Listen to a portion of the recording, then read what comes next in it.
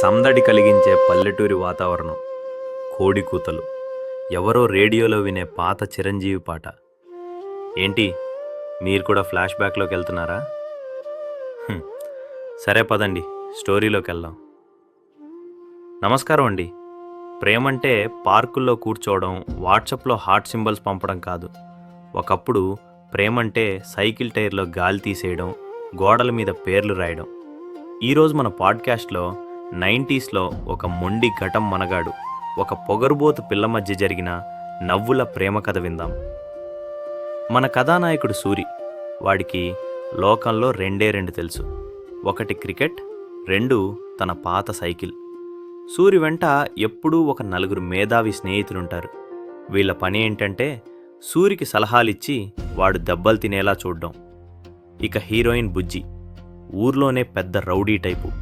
ఎవరైనా తప్పుగా చూస్తే చాలు, చేతిలో ఉన్న పాల క్యాన్తోనే కొట్టేస్తుంది.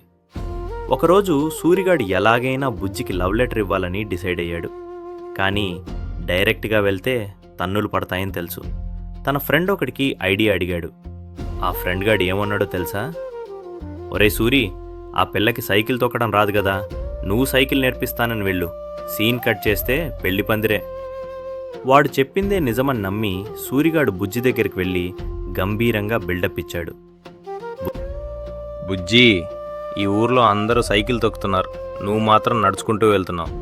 రేపు పొద్దున్న నీకు సైకిల్ నేర్పిస్తాను రా అంటాడు. అప్పుడు బుజ్జి, నాకు సైకిల్ వచ్చురా, కావాలంటే రేస్ పెట్టుకుందామా? కట్ చేస్తే ఊరి మధ్యలో రేసు. సూరిగాడు హీరోయిన్ ముందు షో కొడదామని స్పీడ్గా తొక్కి మధ్యలో సైకిల్ చైన్ ఊరిపోయి కాలువలో పడ్డాడు. బుజ్జి అది చూసి పగలబడి నవ్వింది. ఆ నవ్వే సూరి గుండెకి గట్టిగా తగిలింది. 90లో ప్రేమంటే ఎదురింటి బాబాయిలు, పక్కింటి పిన్నిలే విలన్లు. ఒకరోజు సూరి బుజ్జి కబుర్లు చెప్పుకుంటూ ఉండగా బుజ్జి వాళ్ళ అన్నయ్య, ఊరి బాడీ బిల్డర్ చూసేశాడు. అప్పుడు మన సూరి స్నేహితులు ఏం చేశారో తెలుసా? సూరి, పరిగెత్తకు, ధైర్యంగా నిలబడు అని చెప్పి వాళ్ళు మాత్రం చెట్టెక్కేశారు.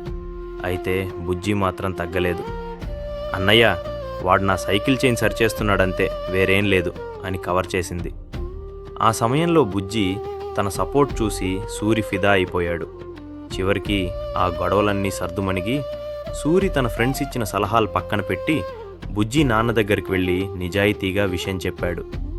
ఆ రోజుల్లో ఉన్న గొప్పతనం ఏంటంటే ఎంత అల్లరి ఉన్నా మనసులో మాలిన్యం ఉండేది కాదు. చివరికి వాళ్ళ పెళ్లికి ఆ నలుగురు స్నేహితులే వంటలు వడ్డించారు. చూసారా, 90లో ప్రేమంటే గొడవలు, సైకిల్ చైన్లు, ఫ్రెండ్స్ వెటకారాలు అన్నీ కలిపిన ఒక ఆవకాయ పచ్చడి లాంటిది.